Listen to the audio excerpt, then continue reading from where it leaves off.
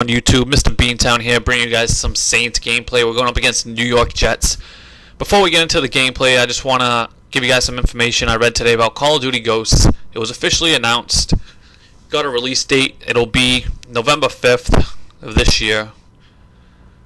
The information that the article had, it said that it's going to be available for Xbox 360, PS3, PC, and the thing I'm most excited for, it said next generation platforms. I'll tell you guys this right now. If Call of Duty Ghosts is a launch date title for the Xbox 8 or Infinity, whatever they want to call it, I will definitely be pre-ordering a new console, the Xbox 8, whatever they want to call it. You can put me down for one of those, and I will definitely be in line at midnight to pick it up. Some information in the article, which I'm going to post below, guys, so that way you guys can check it out, stated that it's going to be a brand new experience, all new story, new setting, new cast of characters, and the thing I am really excited for, a new engine. This has been long overdue in Call of Duty games. I hope that it includes some destructible environments, because Battlefield has all that stuff, and it seems kind of fitting that Call of Duty, they've been kind of lagging behind in the graphics department compared to Battlefield, but the gameplay wise, hopefully they really don't change too much, but new engine should be awesome. Destructible environments, that's my main thing that I want. It didn't have really any information. They posted a little teaser trailer, like I said before. It's kind of like a commercial. It doesn't show any gameplay at all, and it's worth checking out. It's just a bunch of people wearing different masks, and they talk about the whole mask persona. But they said that we should get a first look at the game May 21st. Guys, that's the day that Microsoft announces its new Xbox. That makes sense, so maybe that's 2 and 2 together, that Call of Duty Ghosts will be a launch title for the Xbox next-gen console. I will be very excited if that's the case. But enough about that. Let's get into the gameplay. My opponent gets into the red zone, and we come up with a huge pick right there, David Hawthorne. We don't try running it out. We'll take it out at the 20. Tie game, 7-7. We've been trying to just get the ball to Darren Sproles. We got a nice run here on the halfback counter. And we're just trying to get some points before we go into the half. We get the ball coming out of the half, so if we can get any sorts of points, a field goal, a touchdown, that would be huge. We try to throw a deep wheel route here to Darren Sproles. We probably should have just bullet passed it, but he knocks it down. We go for it on 4th and 5. We haven't had any problem trying to convert on him, and we're able to swerve the spy. Drew Brees, he has enough speed to just break that through. Next play, we saw he was pressing the box, so we hot routed Jimmy Graham out to a streak, and he gets into the end zone. Not exactly what I wanted to do. I wanted to kill some more time, but you got to take the points when they come. And this play here, he puts Tim Tebow into the game. He was switching quarterbacks for most of the game. He was playing McElroy and Tebow. We didn't see Sanchez once, I believe. And he throws a pick, and we're in great position. We have 3 timeouts, 45 seconds left. We're up by a score already, so any sorts of points here will be gigantic because we get the ball at the half again. Like I said, we hit Lance Moore right there on the nice slant route over the middle. We get down. 15 seconds left. We get a nice play there to Jimmy Graham down to the 4-yard line. We call our last time out. We try to go for the end zone here. We get sacked. That was just bad clock management. We probably should have just thrown the ball away.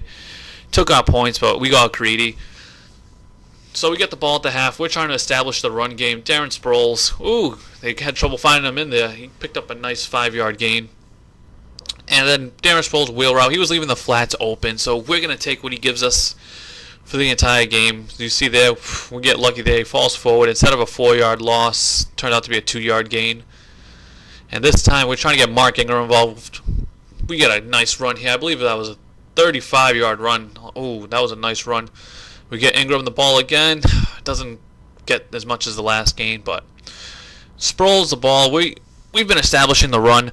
That's one of the things I've been trying to do lately in some of my games I've been playing. I don't run the ball nearly enough. It makes me too one-dimensional, and that's not what I want to do. I want to make sure my opponent respects my run game. We thought that was going to be completed to Lance Moore, but we take our points. We're up by 2 possessions. See Tebow's in the game. And he's just trying to keep the passes short with Tebow because he knows that his accuracy isn't that great. As you see there, he threw right into our defensive back. Oh, I apologize. That was Jonathan Vilma. And we sent the blitz. We were lucky right there. Roman Harper comes up with a touchdown save and tackle. Next play, he hits a great play to Stephen Hill. And we're in trouble. He's coming down the field on us as Dustin Keller barely gets into the end zone, guys. This McElroy should be proud of that. Was a good throw. But we have the ball. We're trying to just milk the clock. We're up by 3, so if we get the touchdown here, this should all but wrap up the game. And we throw an interception. Oh my god.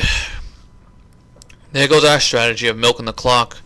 Now he's in prime position here to come down the field, at least try and tie the game. He throws a deep streak right there. I believe that's Joe McKnight. Yeah, it was. And he gets into the red zone, and then he runs it with Joe McKnight, and just like that, after being up the entire game, we're losing.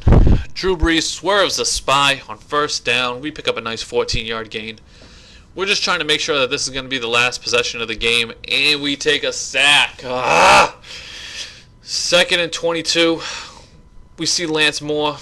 He gets a nice play on the wheel route, and we're just going down the field. Ooh, we probably should have kept running. That was a dangerous play. We didn't fumble, luckily, because I believe that was Laron Landry. He has some crazy, crazy hit power. But we're able to milk some more clock. And right here, I just want to pick up that first down. But Pierre Thomas bounces around, and he gets into the end zone. So we're up by 3. Gameplay, man, it's been a good game. My opponent, he's just keeps switching quarterbacks, and he was killing me with that out route to Antonio Holmes. He's one of the most underrated receivers in this game. Tebow tries to go deep to Joe McKnight. We were lucky enough, I believe that's Malcolm Jenkins, to knock down that play. As you see here, another out route, man. I couldn't stop those for the life of me. And Tebow, man, he's got that Tebow magic right now.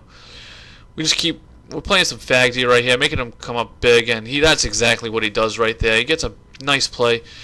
Guys, gameplay's coming up to an end as we make a huge stop there. Dustin Keller's hurt. If you guys enjoyed this, leave a comment, like, subscribe. But until next time, guys, I gotta go find me another classic. Peace.